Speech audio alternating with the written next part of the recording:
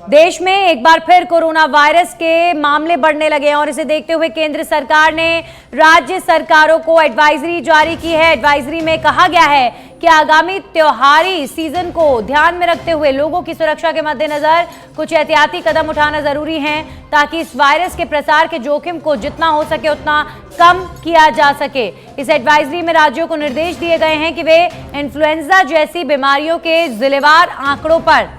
नजर रखें, साथ ही नियमित तौर पर इस संबंध में अपडेट करते रहें। ये एडवाइजरी केरल में कोरोना के नए सब वेरिएंट JN.1 की पुष्टि के बाद जारी की गई है।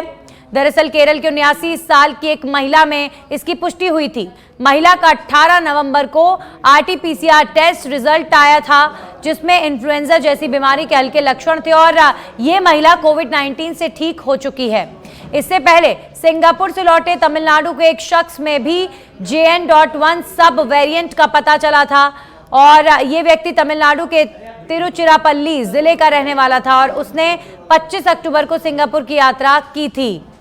तो फिलहाल कोविड का ये नया सब वेरिएंट जो चिंताएं बढ़ा रहा है क्योंकि इस सब वेरिएंट के और भी मामले सामने आ रहे हैं। तो एक बार फिर से कोरोना को लेकर चिंताएं बढ़ती हुई और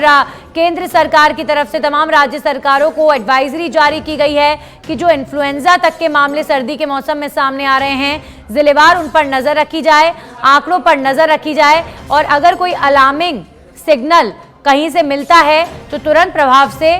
कदम भी उठाए जाएं। चिकित्सा विभाग को अलर्ट मोड पर रहने की एडवाइजरी केंद्र सरकार की तरफ से जारी की गई है।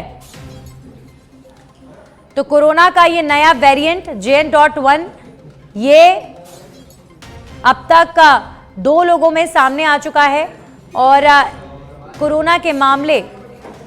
अब कुछ हद तक जब बढ़ रहे हैं तो इसे लेकर चिंताएं भी व्यक्त की गई हैं क्योंकि कब कौन सा वेरिएंट, देखिए अभी 1 या 2 मामले भले ही सामने आए हों लेकिन जब कोई नया वेरिएंट सामने आता है कोरोना का तो सरकारें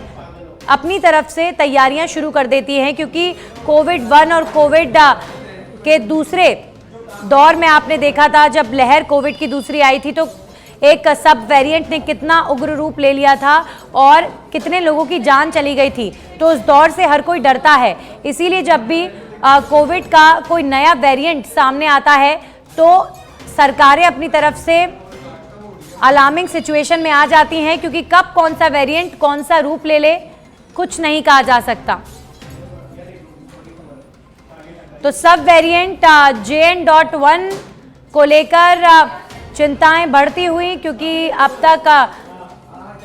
1 से ज्यादा और भी कई लोगों में ये सब वेरिएंट पाया जा चुका है और पिरोला संस्करण का ये सब वेरिएंट वंशज है। पहला मामला सितंबर में अमेरिका में सामने आया था और केरल की 79 साल की महिला में इसकी पुष्टि हुई थी। नए वेरिएंट के लक्षण ऊपरी श्वसन तंत्र में परेशानियां क्रिएट करते हैं, हल्का बुखार आता है, नाक बहती है, गला खराब होना और भी कई सारी समस्याओं से दो चार होना पड़ता है। कोविड संक्रमण वाले मरीजों पर JN.1 वेरिएंट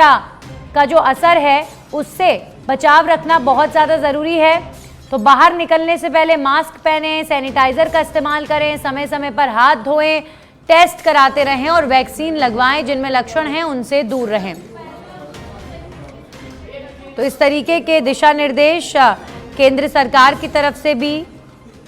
प्रदेश सरकारों को कि इन्फ्लुएंजा के जो मामले सामने आ रहे हैं उनके आंकड़ों पर भी नज़र रखें और चूँकि सर्दी का मौसम है, बच्चों में भी निमोनिया के जो मामले हैं वो बढ़ते हुए नज़र आ रहे हैं।